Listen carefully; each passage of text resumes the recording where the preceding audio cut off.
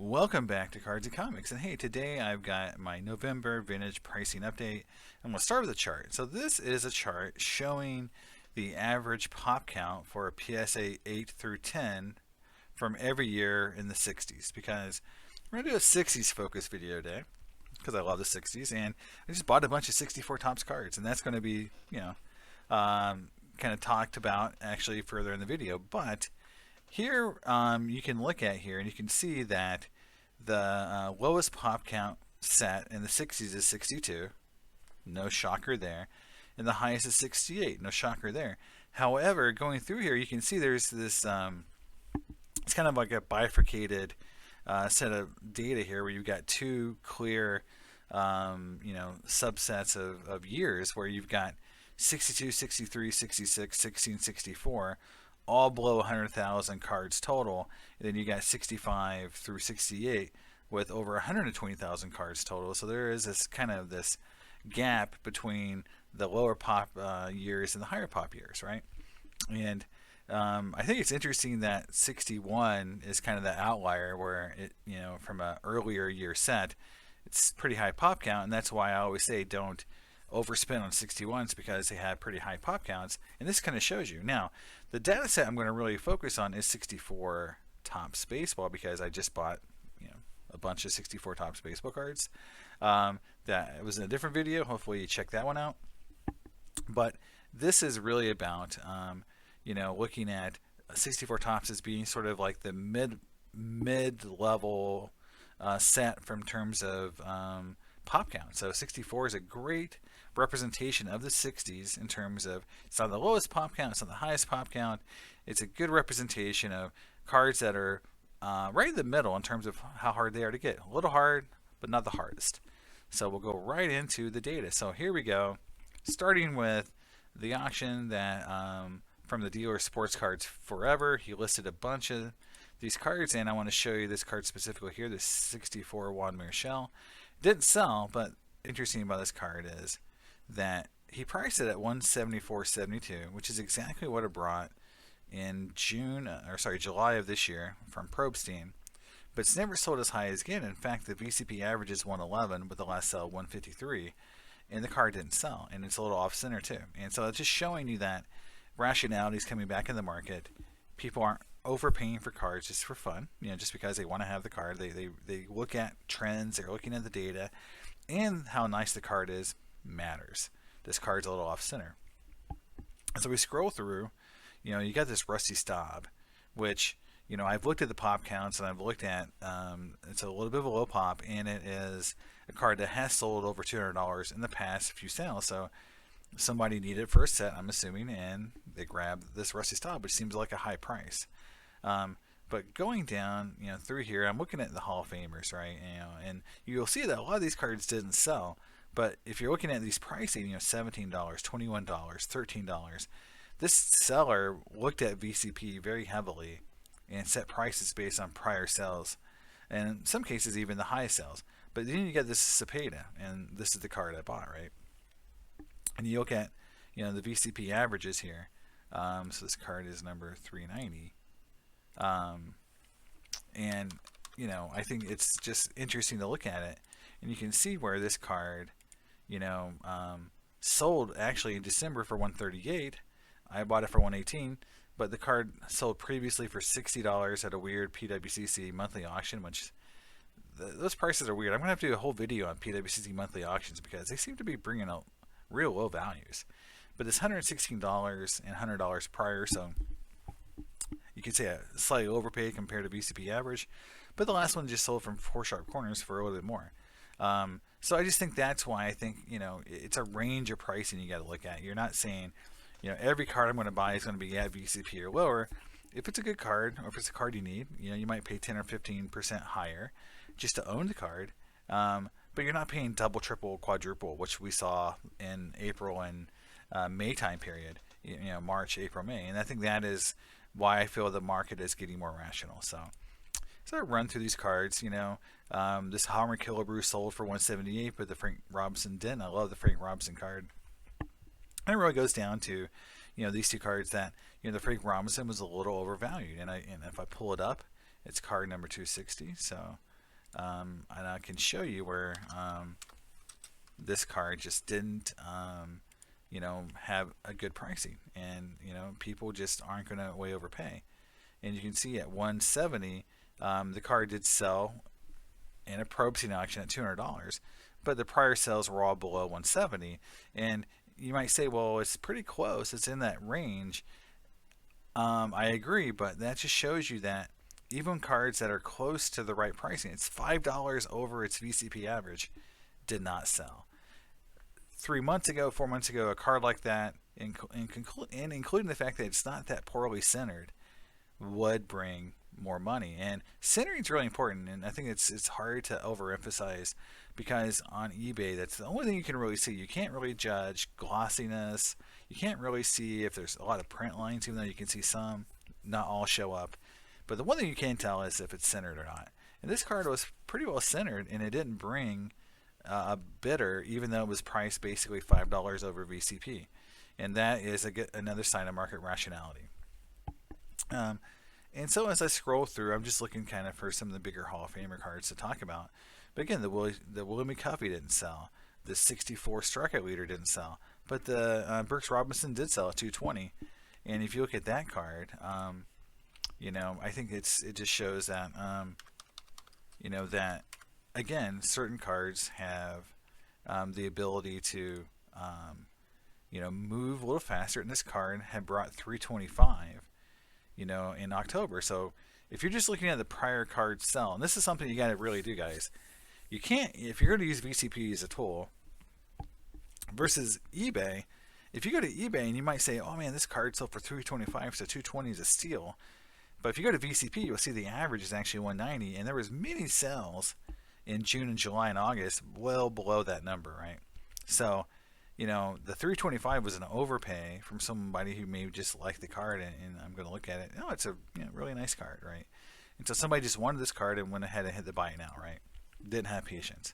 But this card here that actually did sell, which has got a little bit of a yellowing. I can't tell if that's just skin or just what's going on there. But again, it's some patience, but it's also using the toolkits that's out there. If you were to use VCP, you may have realized, 220 was a little bit of an overpay. It's not too bad, but that 325 sell was an overpay for sure, and I didn't get a real good deal. Whereas you may have thought, well, last card sold, I got a great deal. Well, you really didn't.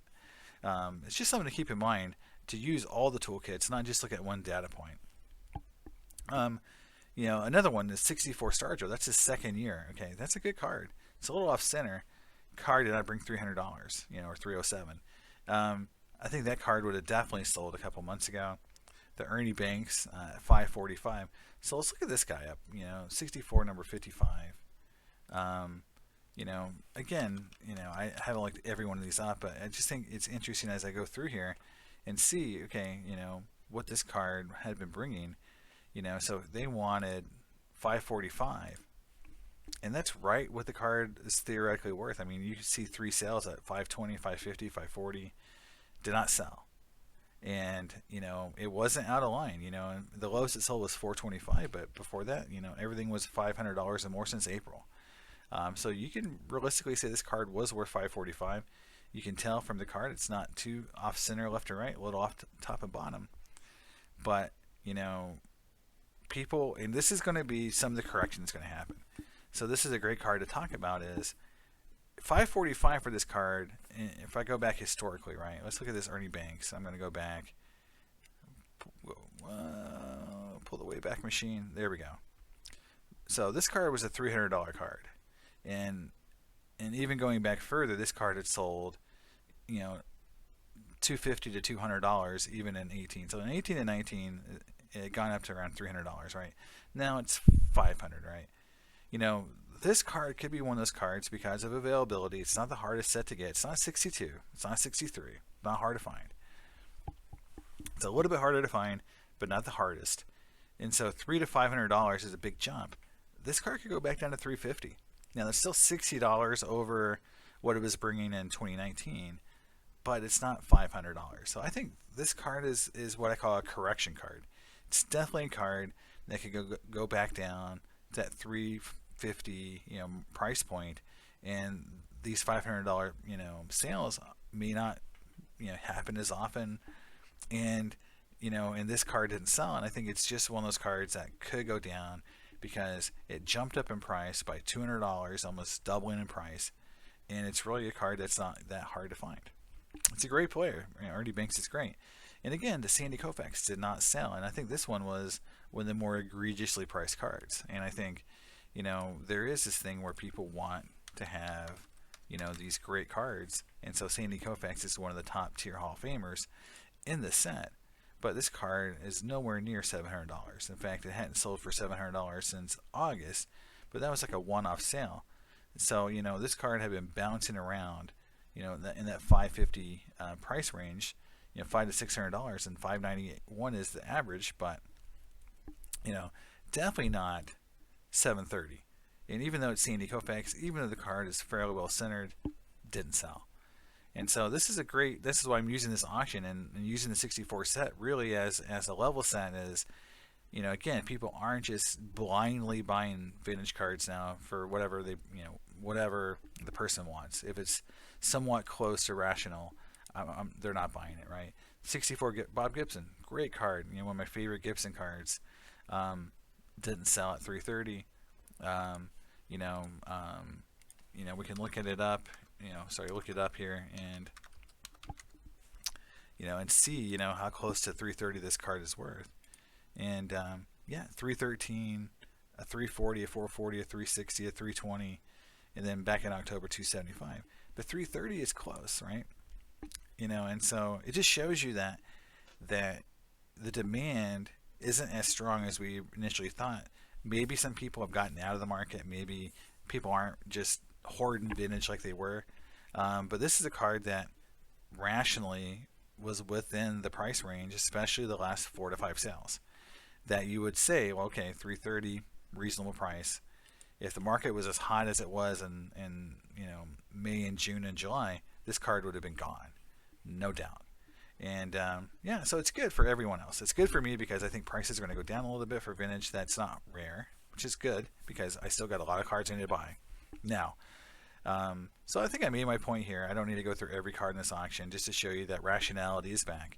The other piece is Willie Mays. So I'm going back to Willie Mays, one of my favorite points. And here's a card that just sold for $30,000, PSA 852 Bowman, but it's in December, so we'll put that in the parking lot. We'll come back to that card later. But I want to get to this card. This 59 Topps Willie Mays PSA 8. And the one thing you'll notice right away is that it's literally the second highest sell of this card that's ever been recorded in the last 6 months. In fact, if I go back, I see one spike of this card in 2017 right here at $1,800. There was one for $15, and then the highest price ever was around $2,800. So this card's just sold for $2,550. And so what I'm trying to point out here is that this card just basically broke a record or got close to the record sale of all time, and it just sold right in November, meaning that 50s Mays cards aren't being sold very often, and PSA 8 or better.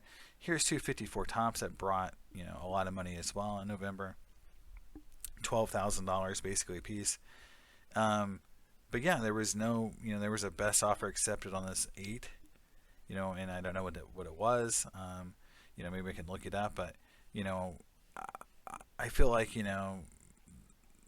what's that, like 5 cards of me sold in all of November in a PSA 8 from the 50s, and that is the way it's going to go, guys. It's just I've been saying it over and over. It's not all vintage cards are getting harder to get. You saw that 64 auction where a bunch of Hall of Famers and good Hall of Famers. I didn't show you in that auction, but the Mano didn't sell as well. So the Koufax didn't sell. The Mays didn't sell. A lot of these Hall of Famers aren't selling if they're priced too high. However, 50s Mays cards are selling like hotcakes, and so that card is not going down. So the 50 Mays cards are not going down, which is great. If you're in the vintage market, this is what it should happen. Mays cards from the 50s should not go down. They should be going up because they're underpriced. I've made this point over and over that they should be much closer in price to Mano cards from the same time period, and hopefully that correction's happening. And if you've got the cards, good job for having the foresight to go and buy those cards when you should have. I unfortunately don't have enough of them. I should have done it when I did it. I should have done it in 17, 18, and 19, and it's my fault. So I should have done it and I didn't. But I've got some of them, but I wish I had more for sure. And the last card I'll end up here is, and this really isn't around the mantle. Like, okay, Mano is Mano, right? So here's a 56 Mano that just sold, and I'll show you what that card is worth, because it is a grayback PSA 8. So we'll go to the grayback PSA 8, and this card is interesting because, again, looking for it right here, that it's sold for it's from 4 Sharp Corners. I'm looking for the wrong dealer. $14,273. You can see almost every sell around it was higher. In some cases, just one recently on a buy now was $8,000 higher. So rationality in the Mano market, especially for hot cards like 56, isn't there yet. So that is an issue for people. And so right now the Mano market to me is, if you can get a great deal like that card there for $14.27, that's good. But man, I would not be overpaying for Mano cards right now. I do feel like Mano cards are a little overvalued, if that can be said, to some extent. But I would be much more interested in the Aaron, Clementes, and Mays cards that are undervalued and getting some of those versus paying $22,000 for a card that a nice copy. This is a nice copy. You can look at it. That's a nice copy of that card. Sold for $8,000 difference. There's something fishy going on. And the last thing I'm going to leave you guys with is a card I sold a long time ago, probably 2 years ago. But it just looks fishy now, and maybe I can find it here. Maybe not. But there was a card, and it's not a vintage card, but it's a card that a lot of people will recognize as being a call it like a great. That's, this card here. It's a really awesome card. It's a $700 piece of history card, but no, it's this card right down here. So this Griffey Mano dual autograph card just sold in a PSA 8 for $30,000 with a 9 auto. I just don't believe it. I mean, maybe you guys can convince me it's real, but man, $30,000. I had this card in an SGC 8, and I can't believe that this card is worth $30,000 now. So that's just me. I think that is crazy pants. When I could buy 10 66 Mano 8s for the price of that card, but I get it. It's Mano. Mano doesn't sign anything. Griffey's another great player, so sort of get it, but man, that is just crazy. So that's where I'm going to end it with you guys today. I'm doing it's a quick video update, but hopefully you get the idea that 60s cards are starting to stabilize pretty heavily, across all players. So even Maze cards and Mano cards aren't just going nuts. However, 50s cards are going nuts still for certain players like Willie Mays. Willie Mays is still hot as hell in the 50s. And Mickey Mano cards, I feel like there's a lot of manipulation going on, maybe with buyers groups or whatever. Unless you can get them at a good price, pay attention to VCP. Don't overpay for those cards, because I think something's going on with some of them. I don't trust all the sales. So that's it for me. Hopefully you had a great day, and I'll talk to you next time. Bye.